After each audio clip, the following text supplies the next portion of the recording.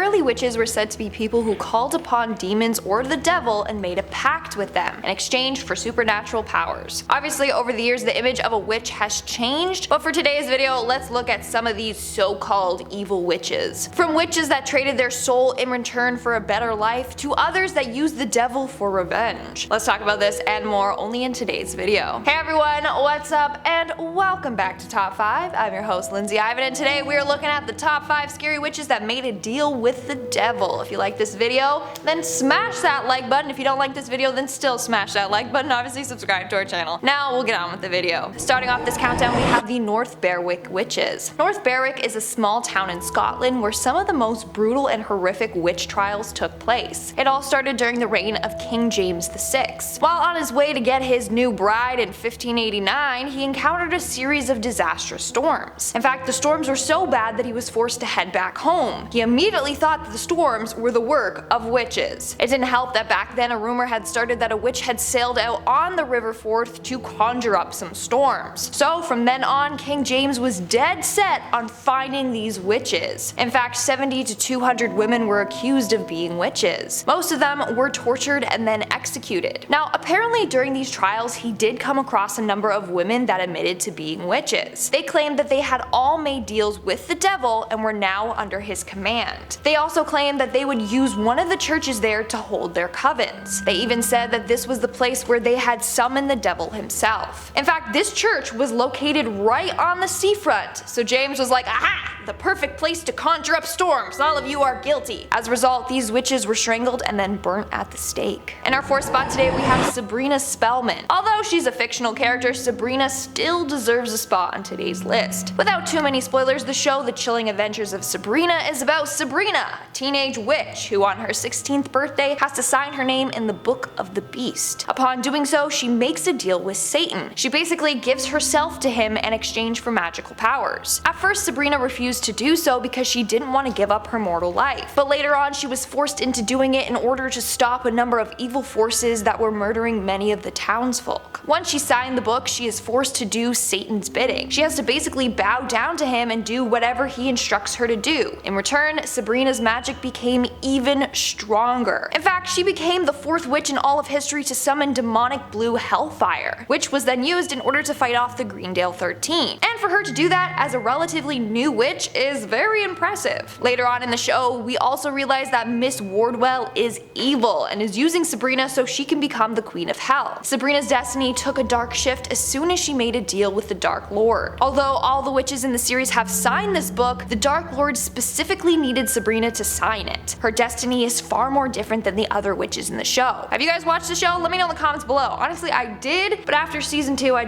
I couldn't anymore. Let me know your thoughts though. Moving on at number 3, we have Lilith. Now, the description of Lilith varies depending on your beliefs. In Jewish folklore, Lilith is a female demon. In Luciferian witchcraft and Luciferianism, Lilith is described as the consort of Samael. Other people believe that she is the wife of Satan, or that Lilith was the first wife of Adam. But she wasn't that obedient to him, and Adam didn't like that, so Lilith left. Then God made Eve, who was more obedient. Lilith became jealous and turned into the snake that made Eve take a bite from the apple. The two were banished from the Garden of Eden, and Lilith turned into a demon. Her main goal, to get revenge on all men. Then you have the people that believe Lilith is a child-killing witch. She wasn't able to conceive, so she was jealous of pregnant women and would go around killing them or stealing their babies. In this case, we are looking at the version in which Lilith is a witch, obviously. In this case, Lilith is working alongside Satan to do his dark bidding for him. Their deal is that if she's with him, then she will work for him. But she's not always obedient. In fact, she has gotten frisky with other men. In the TV series Supernatural, Lilith is depicted as a white-eyed, powerful demon. She is said to be the first human that made a deal with Satan and promised to serve him. As a result, she became the first demon. In The Chilling Adventures of Sabrina, we end up finding out that one of the characters, Miss Wardwell, is actually Lilith. She is referred to as Satan's concubine and the mother of demons, and of course, she's a witch. In fact, she is said to be the first witch in existence. She made a deal with Satan, or the Dark Lord. According to her story, she was wandering the wasteland aimlessly when she encountered Lucifer, the fallen angel. She made a deal to heal the wounds caused by the loss of his wings, if he in return helped her. She then pledged allegiance to him and became his handmaiden. In the end, Lilith wants to become his queen, which is why she goes to the extreme lengths to do whatever whatever he tells her to do. Moving on to number 2, we have Sarah Good. Now, if you have seen the Fear Street trilogy on Netflix, then chances are you might be a little familiar with this story. The movie was loosely based off of the real witch, Sarah Good, but in the movie they changed her name to Sarah Fear. So Sarah was one of the first 3 women that were accused of witchcraft. It was her, Sarah Osborne, and Tituba. These 2 other ladies were said to be real witches, and when they were accused, they brought forth Sarah Good's name, saying that she was a witch too. Little tattletalers. The townspeople were quick to believe this because Sarah never attended church. She lacked self-discipline and self-control, and she was 38, but apparently she looked like she was 70. That, combined with the other ladies' testimonies, had everyone against her. In fact, apparently when she was brought in front of the court, a number of witnesses began to twitch and rock back and forth and moan. So they were all like, damn, she's definitely a witch. Look at what she's doing to the people that accused her of being one. Not only that, but her own husband and daughter even admitted to Sarah being a witch as well. And then things kept getting worse and worse for her. At one point in her trial, one of the accusers started acting out and claimed that Sarah attacked her with a knife. In the end, of course, she was found guilty of witchcraft and was sentenced to death. But just before her death, she made a deal with the devil to curse a priest. She said, and I quote, "I am no more a witch than you are a wizard, and if you take my life, God will give you blood to drink." Now, when she died, apparently the priest and his land both became cursed, just like Sarah claimed it would. To this day, it's said that Sarah continues to haunt the town, searching for those that have wronged her. And in our number 1 spot today, we have the Bowness witches. In 1679 in Bowness, Scotland, a number of women were accused of being witches. These women were Annabel Thompson, Margaret Pringle, Margaret Hamilton, Bessie Yicker, and another woman named Margaret Hamilton. Now, during this time, the hype and fear of witches was dying down. So people were shocked that out of nowhere 5 women were being accused. But rumor has it these women had renounced their baptisms and had been in contact with the devil on a number of occasions. They apparently had eaten, drank, danced, and had intercourse with the devil. Annabel Thompson even admitted that she had made a deal with the devil for a better life. She had been widowed twice, and so she turned to the devil for help, and in return she would be loyal to him. She then invited the other women to come over and do all these things with the devil with her. The women then apparently formed a demonic pact with each other and Satan. One of the Margaret Hamiltons also admitted that she had met the devil. She claimed that the devil came to her in the form of a black dog. And she said that she was his servant for 3 decades already. And another was accused of using her witch magic to help get wealth. As a result, all the witches were found guilty and were strangled at the stake before being burned to ashes. Alright guys, that's all for today's video. Let me know in the comments below if you want to see part 2. And now, speaking of comments, let's move on to our comment shout out portion. I'll be shouting out comments from the video top 5 real scary cryptid encounters. Oh. Karen Huber commented, "I'm from Vancouver Island, BC, Canada. Both my twin sister and I have felt being looked at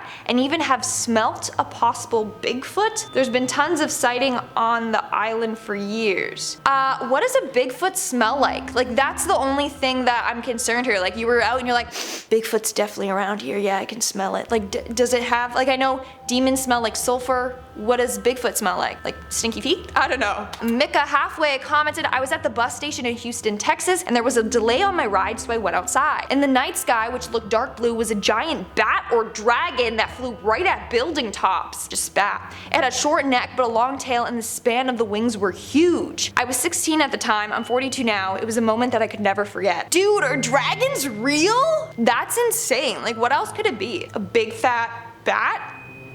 I don't know, that's kinda cool. Kirk Morrison commented, "Lindsay, my favorite cryptid is the Wendigo," not Wendigo, the Wendigo, "but I will not speak its name. I don't want to call one." Oh, well actually you didn't really say its name because you spelled it wrong, but that's okay.